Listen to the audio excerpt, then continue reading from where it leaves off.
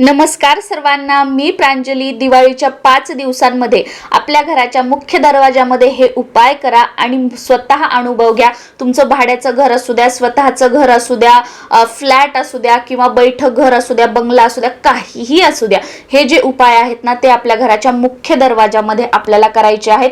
मी स्वतः या गोष्टी करते. खूप म्हणजे आयुष्यामध्ये बरेचसे प्रॉब्लेम्स आहेत, हे आहे ते आहे ते आहे, खूप सारं आहे. मग याच्यासाठी हे तोडगे करा, घरात हे यंत्र लावा, हातामध्ये ते घाला, ह्याच वस्तू आणून ह्याच पूजन करा, एवढ्या अवघडामध्ये जा, असं काहीही नाही. हे अतिशय साधे सोपे, म्हणजे तुमच्या घरातील महिलांना जरी हे करणं शक्य नसेल ना काही कारणाने, तर पुरुष मंडळी सुद्धा करू शकतात. कारण घरातील एका जरी व्यक्तीने दिवाळीच्या या 5 दिवसांमध्ये आणि तिथून पुढे प्रत्येक मंगळवार, शुक्रवार, पौर्णिमा, अमावस्या जर आपल्या दरवाजामध्ये आपण हे उपाय केले ना, तर तुम्ही विचारही करू शकणार नाही एवढे सकारात्मक प्रभाव याचे तुम्हाला तुमच्या आयुष्यामध्ये बघायला मिळतील. पण आपण काय करतो ना की सोपं सोडतो आणि अवघडामध्ये जातो. आणि या ज्या गोष्टी आहेत ना, या काही गोष्टी अगदी पूर्वीपासून चालत आलेल्या आहेत. बघा, आपली आई, आजी, पणजी, आजही आपले आई वडील किंवा आपले सासू सासरे असतील किंवा आपल्या नातेवाईकांमध्ये, आपल्या घरामध्ये जी मोठी मंडळी आहेत ती आजही समाधानी आहेत, सुखी आहेत, त्यांच्याकडे उत्तम आरोग्य आहे, त्यांना दीर्घ आयुष्य लाभलेलं आहे. आणि आपण त्यांचे मुलं असतील, सुना असतील, सगळ्यांचं जे काही व्यवस्थित, म्हणजे त्यांना तो एक आनंद म्हणतो ना, तो सुद्धा त्यांच्याकडे आहे. कशामुळे आहे? कारण ह्या छोट्या छोट्या बेसिक गोष्टी त्यांच्याकडे ना, वास्तुशास्त्र नव्हतं ना, ते कोणते यंत्र ना, कोणते मंत्र ना, हातात ते घाला, ते काही करायचे नाही, पण त्यांच्याकडे सगळ्या गोष्टी होत्या. आज आपल्याकडे सगळं काही आहे. वास्तुशास्त्रांना बोलायचं, हातामध्ये घालायला, हातात अंगठ्या घालायला जागा नाही, एवढे खडे हातामध्ये, अंगावर, घरामध्ये भिंती भरलेल्या, हे यंत्र लावा, त्या वस्तू लावा. त्यानंतर बरेचसे उपाय तर करतोच आहे, सेवा तर करतोच आहे. देवघरामध्ये तर देवांच्या मूर्ती ठेवायला जागा नाही, एवढं देवघर गच्च आहे, तरी सुद्धा आयुष्यामध्ये प्रॉब्लेम्स आहेत. कधी याचा विचार केलेला आहे का की हे कशासाठी आहे? एवढं सगळं आपण करतोय तरी सुद्धा आपल्याला समाधान नाहीये. मग ह्या छोट्या छोट्या गोष्टी करा. बघा, तुम्हाला हे मोठे मोठे किंवा एवढ्या अवघडामध्ये जाण्याची तुम्हाला कधीच गरज पडणार नाही. सगळ्यात पहिला जो उपाय आहे ना, माझ्या घरासमोर एक मारवाडी राहतात. फ्लॅट समोर, मी जिथे राहते ना, मी पुण्यामध्ये फ्लॅटमध्ये राहते, तर समोरच्या फ्लॅटमध्ये मारवाडी राहतात. त्या स्वतः हे करतात. मी तर आता म्हणजे हळदीचं करते, पण त्या काय करतात की आपली जी गोरी असते ना, गोरी पाण्यामध्ये भिजत घालतात आणि ती पाण्यामध्ये भिजत ठेवून नंतर त्या गोरीने त्यांच्या मुख्य प्रवेशद्वारामध्ये ना त्या शेणाचं लेपन करतात. अमावस्या, मंगळवार, शुक्रवार, पौर्णिमा, परत आता नवरात्रीमध्ये सुद्धा संपूर्ण 9 दिवस त्यांनी केलं होतं. दिवाळीच्या आता दिवसामध्ये त्या म्हणल्या, दिवाळीच्या वेळेस सुद्धा मी करते. तर हे करा. हे गाईच्या शेणाचे जे फायदे आहेत ना, तुम्ही कितीही काही घरातली नकारात्मकता दूर करण्यासाठी, वास्तुदोष दूर करण्यासाठी हे करा, ते करा, ते करा, तुम्ही कितीही काही करा, पण ह्या गाईच्या शेणाने जी सकारात्मकता आपल्या आयुष्यामध्ये येईल, आपल्या घरामध्ये येईल ना, ती दुसरी कशानेच मिळणार नाही. आता मी पर्सनली आजपर्यंत कधीच या शेणाचं हे असं लेपन केलेलं नाहीये, पण मी सुद्धा या दिवाळीच्या 5 दिवसांमध्ये ना तसंच करणार आहे. मी दरवेळेस म्हणजे हळदीचं लेपन करते. आपण मंगळवार, गुरुवार, शुक्रवार हळदीचं करते, पण मी हे केलं नव्हतं.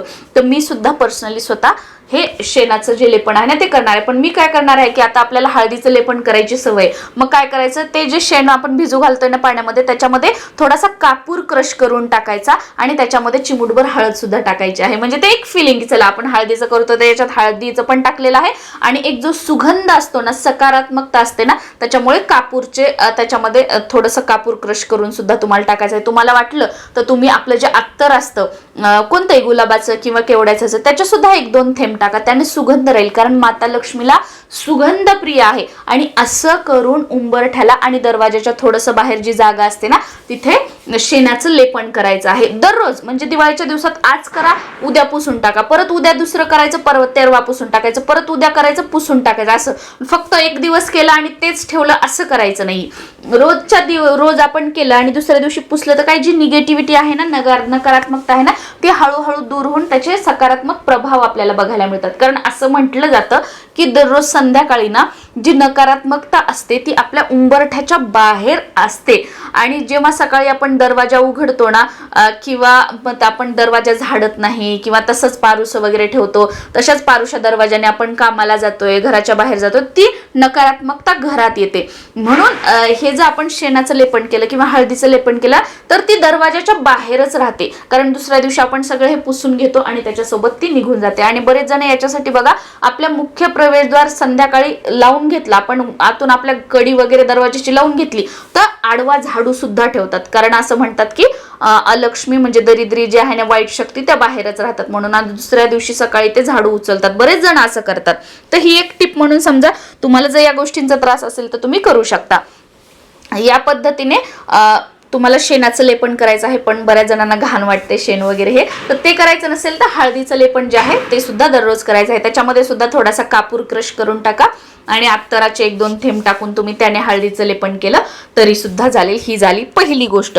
दुसरं म्हणजे काय की आपल्या दरवाजाला दररोज कुंकवाने किंवा हळदीने, तुम्ही ज्याचं स्वस्तिक काढता त्याने स्वस्तिक काढा, त्या स्वस्तिकला साईडने खालून वरी अशा 2 उभ्या रेषा ओढा.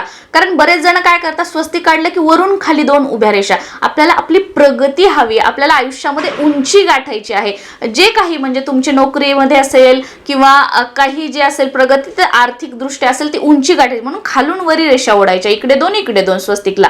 रोज आज काढलं उद्या पुसायचं, परत दुसरं काढायचं, परत दुसरं काढायचं. आणि ह्या ज्या गोष्टी आहेत ना, या स्नान केल्यानंतर करायच्या.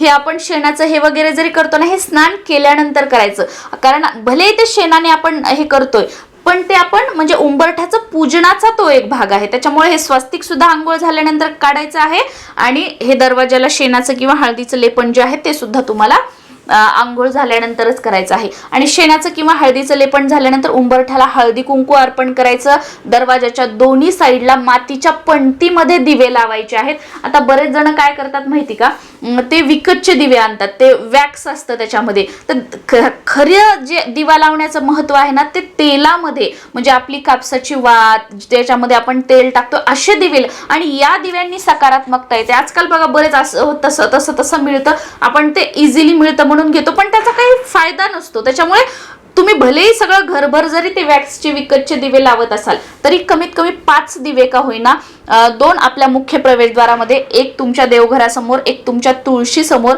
आणि एखाद दुसरा तुमच्या खिडकीत वगैरे कुठे, 5 दिवे तरी तेलाचे लावण्याचा प्रयत्न करा. तुळशीजवळ तेलाचा तर लावायचाच आहे, त्याच्याबरोबर ह्या 5 दिवसामध्ये तुपाचं निरांजन सुद्धा लावायचं आहे, कारण हे आपल्या घरामध्ये उन्नती, धनसंपदा, ऐश्वर्य, प्रगती जी म्हणतो ना ते. आणि तुळशीजवळ जो आपण तुपाचं निरांजन लावतो ना, तर ते तुमच्या घरातील मुख्य जी कमावणारी व्यक्ती असते, तुमचे मिस्टर वगैरे, त्यांच्या हाताने जर लावलं ना तर त्यांना प्रत्येक कामामध्ये यश मिळतं आणि त्या कामामध्ये त्यांची उत्तरोत्तर प्रगती होत जाते असं म्हटलं जातं. त्याच्यामुळे त्यांच्या हाताने जर तुम्हाला शक्य झालं लावणं तर लावू शकता. बाकी नाही झालं ना तर आपण महिलांनी लावलं तरी चालतं, कारण त्याचा लाभ जो आहे तो आपल्या संपूर्ण कुटुंबाला मिळतो. आणि दिवाळीच्या या दिवसामध्ये वेगवेगळे तोरणं कापडाची वगैरे बघा, ही तर आपण लावतोच, आता मी सुद्धा लावते, पण आवर्जून आंब्याच्या पानाचं तोरण जे आहे ना ते दररोज लावा. आज लावा, उद्या काढा, उद्या लावा, परवा काढा, दररोज 5-6 दिवस दररोज आंब्याच्या पानाचं तोरण लावा. आंब्याची पानं तुम्हाला शक्य नसतील, मिळत नसतील, अशोकाच्या पानांचं तोरण लावा. अशोकाचे पानं सुद्धा मिळत नसतील ना, जी आपली खाऊची पानं असतात, नागवेलीची पानं असतात ना, ती तर इझिली आपल्याला पूजा साहित्याच्या दुकानामध्ये मिळतात, तर त्या पानांचं तोरण बनवून सुद्धा तुम्ही मुख्य प्रवेशद्वाराला लावू शकता. आणि आपल्या उंबरठ्याबरोबर दरवाजाला सुद्धा दररोज सकाळ संध्याकाळ आपल्याला अगरबत्ती ओवाळायची आहे. सकाळ संध्याकाळ दरवाजाच्या दोन्ही साईडला तेलाचे दिवे लावायचे आहेत. त्याचबरोबर सकाळ संध्याकाळ घंटी जी असते ना ती आपल्या दरवाजामध्ये वाजवा, म्हणजे सकारात्मक ऊर्जा आपल्या घरामध्ये येईल आणि नकारात्मक ऊर्जेला आपल्या घरामध्ये थारा राहणार नाही. हे अतिशय साधे सोपे उपाय आहेत. आणि गाईच्या शेणाचं लेपन तर ना आवर्जून करून बघा, जर खूप नकारात्मक गोष्टींचा त्रास होत असेल. कारण प्रदीप मिश्राजी तर सांगतात बघा त्यांच्या कथेमध्ये की एखादी जेव्हा आपलं स्वतःचा प्लॉट घेऊन वगैरे आपण जागा बांधतोय ना, तर त्या जागेमध्ये तुम्ही एखादा आठवडाभर किंवा 5-7 दिवस तुम्ही गाय बांधा. जेव्हा त्या गायीचं शेण गोमूत्र त्या जागेमध्ये पडेल ना, तर त्या जागेतली सगळी नकारात्मकता दूर होते. त्या जागेमध्ये जे काही दोष असतात ते सगळे दूर होतात आणि मग जे काही आपण म्हणतो हा वास्तुदोष, तो दोष, त्याचा त्रास आपल्याला होत नाही. मग आपण हे तर करू शकत नाही कारण फ्लॅटमध्ये वगैरे आपण राहतो किंवा ऑलरेडी घर बांधलेलं आहे, तर मग आपण दरवाजावर हे तर करू शकतो कारण आपल्या घराचं मुख्य प्रवेशद्वारच आहे जिथून सकारात्मक ऊर्जा आपल्या घरामध्ये येते आणि तिथूनच नकारात्मक ऊर्जा सुद्धा आपल्या घरामध्ये येऊ शकते. तर तिला रोखण्यासाठी हे जे उपाय आहेत ना ते आवर्जून करा, म्हणजे अलक्ष्मी दरिद्रता जी आहे ना ती घराच्या बाहेरच राहील. नमस्कार.